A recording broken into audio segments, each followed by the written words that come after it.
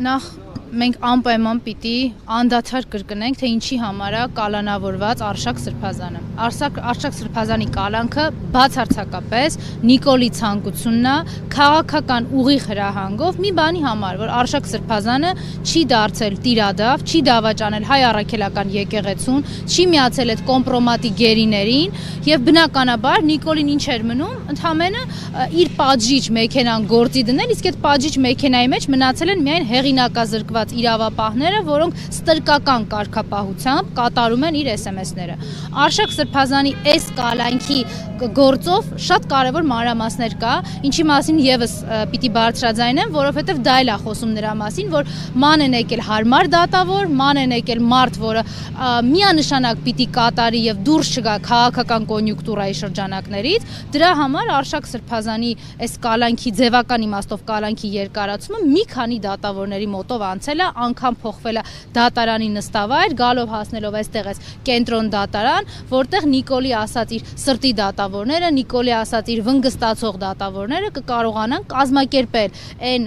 ցանկալի միջավայրը, որը նորից Արշակ Սրբազանին կշարունակի պահել կալանքի տակ։ Ակնհայտ է, որ այս ամեն ինչի հետևում չկա քրյա իրավական հիմնավորում, չկա քրյա դատավարական հիմնավորում։ Ես անգամ չգիտեմ, թե փաստաբանները ինչպես են պաշտպանում մեր քաղբանտարկյալներին, որովհետև հիմա ամեն ինչ շատ ուղիղ է։ 5-շաբթի օրը Նիկոլը հարց ու պատասխանի ժամանակ կառավարության նիստից հետո դուրս եկել ասել է, որ պետք է պատժվեն իրանց ցանկալի որոշումները չկատարողները։ Հենա շաբաթ օրը բոլոր եպիսկոպոսները դարձել են մեղադրյալ։ Կասկածում եք, որ իշխանության փոփոխությունից հետո եւ պետության վերականգնումից հետո կբացահայտվեն նաեւ այս գործով արկա ձայնագրությունները, թե ով եւ ոնց պետք է կալանքը տար։ Ինչ է կարծում նպատակավորներ եպիսկոպոսների ժողովի չեղարկումը այս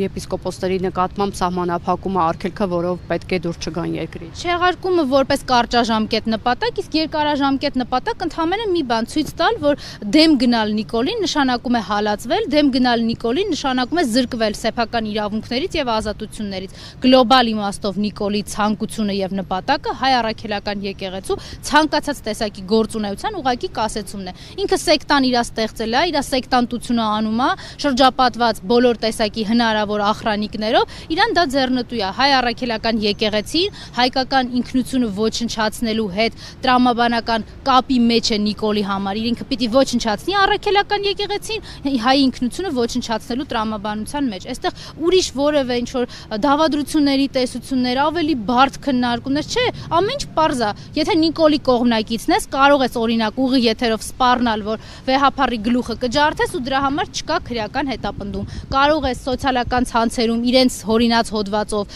տեղեկատվական խուլիգանությամբ զբաղվել, բայց դրա համար էլ պատասխանատվություն չկա, ընդհակառակը կխրախուսվես, այդ իրանց վարչաբանդայի անդամ կդառնաս։ Մնացած բոլոր դեպքերում, նույնիսկ եթե չկա քրեա իրավական արարք եւ դու հայ ես, Հայաստանի քաղաքացի, հայ առաքելական եկեղեցու հետևորդ եւ ընդունում ես Սուրբ Էջմիածինը, ուրեմն ունես խնդիրներ։ Ես եմ շնորհակալ։